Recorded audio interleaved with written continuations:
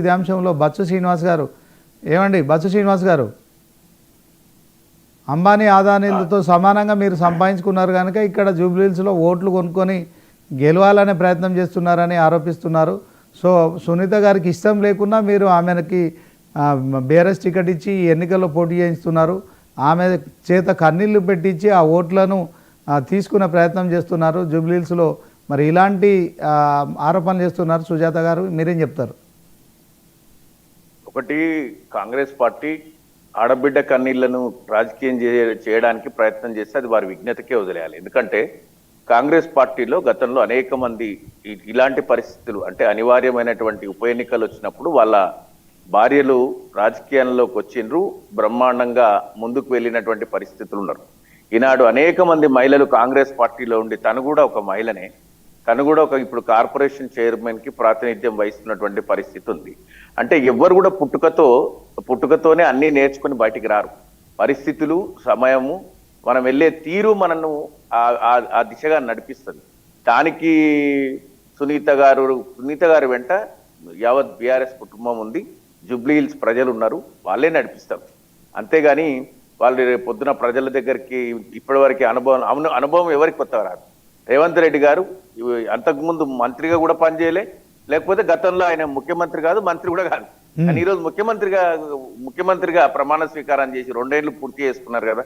సహజంగా కాంగ్రెస్ పార్టీలో 1 సంవత్సరం గడవడమే కష్టం, అట్లాంటిది 2 సంవత్సరాలు పూర్తి చేసుకున్నారు ముఖ్యమంత్రి గారు, వారికి అభినందనలు. అంటే ఎవరు కూడా పుట్టుకతోనే అన్ని నేర్చుకొని రారు, పుట్టుకతోనే అన్ని రావు.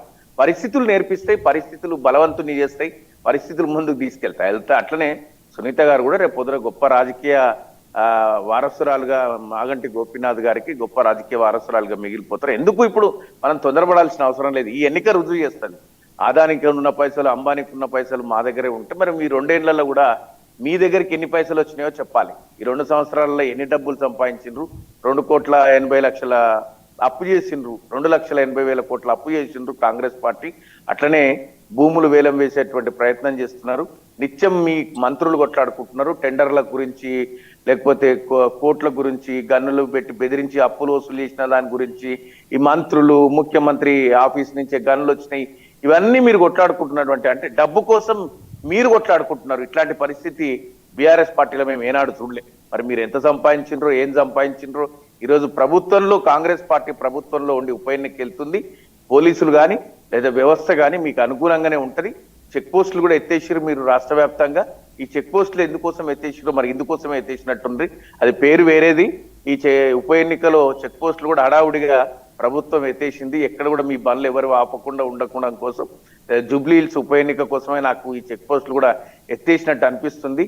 ఎక్కువ ఖర్చు చేయడానికి, ఎక్కువ డబ్బు పంచడానికి ఏదైనా అవకాశం ఉంది అంటే అది కాంగ్రెస్ పార్టీకే ఉంది, అది మీకే ఉంది. అది మీరే ఇప్పుడు చేయగలుగుతారు, అధికారంలో ఉన్నారు కాబట్టి. మరి డబ్బు ఇచ్చి కొంటరా? ఇప్పుడు గతంలో మీరు 15 సంవత్సరాల నుంచి అక్కడ మీ ప్రాతినిధ్యమే లేదు. మీరు ఎంచుకున్న అభ్యర్థి నేపథ్యం వేరు. మేము సిట్టింగ్ స్థానం 15 ఏళ్ల నుంచి అక్కడ ప్రాతినిధ్యం వహిస్తున్నాము. అక్కడ ప్రజలతో మాకున్న సంబంధాలు కానీ, మేము ఏర్పాటు చేసినటువంటి హార్మోనీ కానీ, peace and harmony of Jubilee Hills కానీ, అవన్నిటికీ బీఆర్ఎస్ పార్టీ కారణం కదా. సో బీఆర్ఎస్ పార్టీ ఇట్లాంటి ఈ అపవాదులు అంటగట్టి, లేదా కన్నీళ్లను రాజకీయం చేసి మీరు గెలవాలని ఆలోచన చేస్తే ప్రజలు ఇవన్నీ గమనిస్తున్నారు. మీరు ఆడబిడ్డగా, మీరే ఒక ఆడబిడ్డ కన్నీళ్ల గురించి, ఆడబిడ్డను అసమర్థురాలుగా మీరు ముందుకు ప్రొజెక్ట్ చేయాలని మీరు మాట్లాడుతున్నారంటే ఆడవాళ్ళు రాజకీయాలలోకి రావడం మీకు ఇష్టం లేదేమో. రైట్, ఓకే ఓకే శ్రీనివాస్ గారు. సుజాత గారు ఫినిష్ ఎందుకంటే టైం అయిపోయింది కాబట్టి. సోదరుడు శ్రీనివాస్ గారు, బచ్చు శ్రీనివాస్ గారు వినబడుతుందండి నా voice? Okay okay, conclude madam. వినబడుతుందా? Conclude, time up.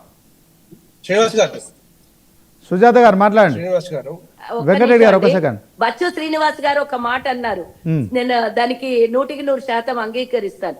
అధికారంలో కాంగ్రెస్ ఉంది కాబట్టి డబ్బులు పంచడానికైనా సరే, డబ్బులు ఎంతైనా ఇవ్వడానికి కాంగ్రెస్ కే మంచి అవకాశం ఉంది అంటారు. అంటే ఒప్పుకుంటున్నారు అనమాట. గత 10 ఏళ్లలో జరిగిన మీ హయాల్లో జరిగినటువంటి ప్రతి బై ఎలక్షన్లకి బీఆర్ఎస్ అధికారంలో ఉంది కాబట్టి విచ్చలవిడిగా డబ్బులు పంచడానికి అవకాశం ఉండే అని చెప్పకనే చెప్తున్నారు. రెండవ విషయం మీరన్నారు, నేను అనలే ఆ మాట. మొట్టమొదట మీరన్నారు, నేను అనలేదండి, నేను అనలేదు ఆ మాట. డబ్బులు మీ దగ్గర పంచుతారు మీరు అని. విపరీతంగా సంపాదించారు అన్నారు. డబ్బులు ఉన్నాయి, పంచే శక్తి మీకుంది అని మీరన్నారు, నేను అనలే ఆ మాట.